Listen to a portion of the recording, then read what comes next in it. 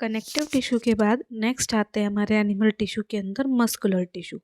और muscular tissue को हमने 3 कैटेगरी में डिवाइड किया हुआ है। 3 टाइप के होते हैं, स्केलेटल मसल, स्मूथ मसल और कार्डियक मसल। और अब इन्हीं के बारे में वन बाय वन हम एक एक करके डिस्कस करेंगे।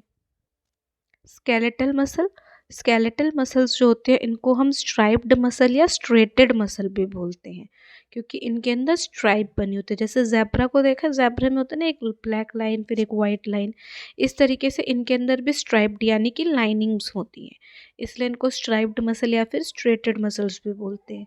ये नेचर में वॉलेंट्री मसल होते हैं। वॉलेंट्री मसल यानी कि हमारी इच्छा शक्ति से काम करती है, हमारी मर्जी से काम करती है।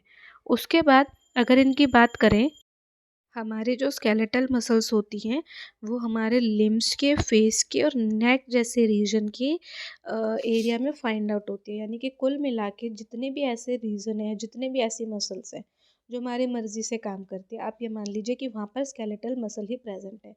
सोच के देखिए, आपका हाथ आपकी मर्जी से काम करता है, आपका पैर आपकी मर्जी से काम करता है, आप अपने गर्दन को अपने हिसाब से घुमा सकते हैं। तो यहाँ पर इन इन पोर्शन पर कौन सी मसल प्रेजेंट है? स्केलेटल मसल प्रेजेंट है। इसके अलावा ये लोकोमोशन में भी हेल्प करते हैं। लोकोमोशन मतलब एक जगह से दूसरी जगह जाने में भी हेल्प करती है। इसके बाद अगर इनमें प्रेजेंट जो सेल होती है उनके बारे में अगर बात करें, तो ये जो सेल होती है वो सिलेंड्रिकल होती है, यानी कि लंबी लंबी सिलेंड्रिकल शेप में होती है। अनब्रांच्ड होते हैं, यानी कि एक दूसरे से जुड़ी हुई नहीं होती, गुच्छे में प्रेजेंट नहीं होती।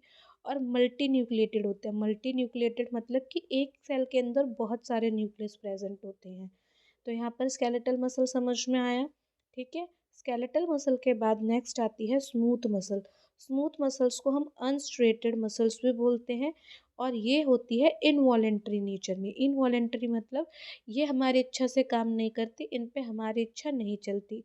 ऐसा नहीं है कि हम इनको बोलेंगे कि ये काम हो तो वही काम होगा वरना नहीं होगा। इनकी सेल की अगर बात करें तो इनकी सेल जो होती है वो स्पिंडल शेप की होती है और यूनी न्यूक्लिएटेड होती है। यूनी न्यूक्लिएटेड का मतलब होता है कि सेल के अंदर केवल एक ही न्यूक्लियस प्रेजेंट है, बस वही एक न्यूक्लियस है जो सारे काम कर रहा है। स्केलेटल मसल हमारी मल्टी न्यूक्लिएटेड थी, यानी उनमें बहुत सारे न्यूक्लियस प्रेजेंट थे, और इनकी बात अगर हम करें तो इनमें केवल एक न्यूक्लियस प्रेजेंट होता है। अभी मैंने आपको बताया कि जो हमारी स्मूथ मसल है वो नेचर में इनवॉलेंटरी होती है। तो ये कहाँ पाई जाती है? यूट्रस की वॉल में, आइरिस की सेल, आई में, आई की जो आइरिस है वहाँ पर, और जो हमारे विसरल ऑर्गन्स होते हैं, इंटरनल ऑर्गन्स होते हैं, वहाँ पर प्रेजेंट होती हैं, ठीक है। इसके बाद नेक्स्ट आती है, अगर इनकी बात करें तो ये जो हमारी एलिमेंट्री कनाल है वहाँ पर फूड के मूवमेंट में हेल्प करती है, और जो हमारे ऑर्गन्स हैं उनके कॉन्ट्रैक्शन और रिलैक्सेशन में हेल्प करती है। ये सारे ऐसे काम करते हैं जो हमारी इच्छा से नहीं होते। फॉर एग्ज़ाम्पल, अगर आपने खाना खाया है, खाना आपकी फूड पाइप में है, तो ऐसा नहीं है ना कि आप फूड पाइप को मना कर दो कि खाना अंदर मत निगलो, तो वो खाना अंदर नहीं निकलेगा। अगर निगलेगा, अगर खाना आपने चबाया है तो वो आपके माउथ से उस ईसोफेगस से होता हुआ है आपके स्टमक तक जाएगा ही। तो समझ में आया कि इनवॉलेंट्री एक्शन कौन से होते हैं। लास्ट अगर मस्कुलर टिश्यू में हम बात करें तो मस्कुलर टिश्यू के अंदर आता है आपका कार्डिक मसल्स। कार्डिक मसल्स की अगर हम बात करें तो जो इनकी सेल्स होती हैं वो ब्रांच्ड होती है, यानी कि गुच्छे में प्रेजेंट होती है, जुड़ी हुई होती है, सिलेंडर शेप में होती है, स्ट्रेटेड होती है और न्यूक्लिएटेड होती है, यानी उसमें एक ही न्यूक्लियस प्रेजेंट होता है। और कार्डिक मसल्स स्पेशली आपके हार्ट में प्रेजेंट होती है, और इनका काम हमारे हार्ट की रिदमिक कॉन्ट्रैक्शन को कंट्रोल करना है, साथ के साथ हार्ट की हेल्प करना है ताकि वो ब्लड को पंप कर सके सभी बॉडी ऑर्गन्स पे। अब एक बात सोच के देखिए कि जो हमारा हार्ट है, ऐसा तो है नहीं कि आपकी मर्ज़ी से चलता है। आपने बोल दिया दिल को कि नहीं धड़कना है तो दिल नहीं धड़केगा, दिल तो धड़कता है, यानी कि उस पर आपका कोई ज़ोर नहीं है, कोई काबू नहीं है।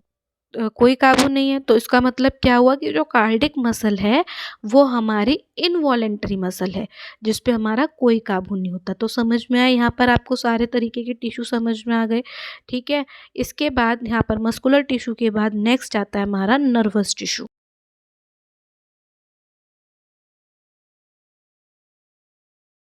नर्वस टिश्यू के अंदर जो सेल्स प्रेजेंट होती हैं उन सेलों को कहा जाता है नर्व सेल या फिर न्यूरॉन।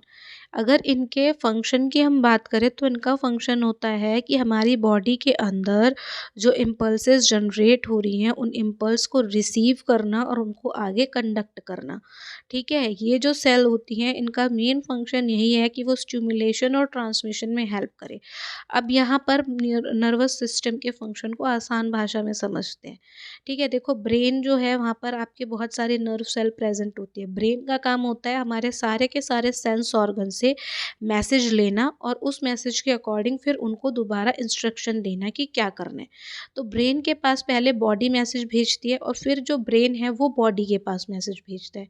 तो ब्रेन से जो बॉडी है जिसने ब्रेन को मैसेज भेजा उस मैसेज को रिसीव करना और उसके अकॉर्डिंग फिर कंडक्ट करना इम्पल्स को, ये काम होता है नर्वस सेल का। फॉर एग्जांपल आपने किसी गर्म चीज़ को छुआ, ठीक है, या फिर आपको सामने से कुछ आता हुआ दिख रहा है, ठीक है, तो अब आपके जो सेंस ऑर्गन है वो ब्रेन को मैसेज पहुंचाएंगे। तो ब्रेन इस इम्पल्स को रिसीव करेगा पहले कि भाई सामने से कुछ आ रहा है या कुछ गर्म चीज़ छुई है। उसके बाद वो क्या करेगा, फिर वो इंस्ट्रक्शन देगा कि अब आपको इसके बदले में क्या करना है, कैसा रिस्पॉन्स देना है।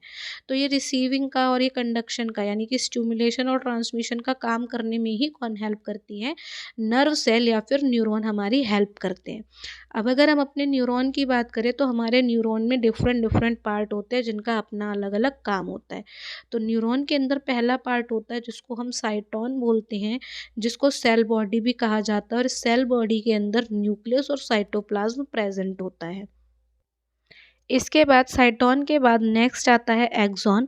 एक्सॉन एक सिंगल हेयर लाइक स्ट्रक्चर होता है जो कि साइज में बहुत लंबा होता है, जो कि एक न्यूरॉन से दूसरे न्यूरॉन तक मैसेज को ट्रांसपोर्ट करने में हेल्प करता है। मेनली साइटोन से डेंड्राइट तक ये क्या करता है, उसको पहुंचाता है। ठीक है, इसके बाद डेंड्राइट्स की अगर बात करें तो डेंड्राइट बहुत सारे छोटे छोटे hair like thread like structure होते हैं जिनका काम होता है इंस्ट्रक्शन को लेना और सेल बॉडी तक पहुंचाना। ठीक है, और सेल बॉडी के बाद दूसरी सेल बॉडी तक उसको ट्रांसमिट करने में हेल्प करना। तो यहाँ पर आपको नर्वस टिश्यू के फंक्शन समझ में आए।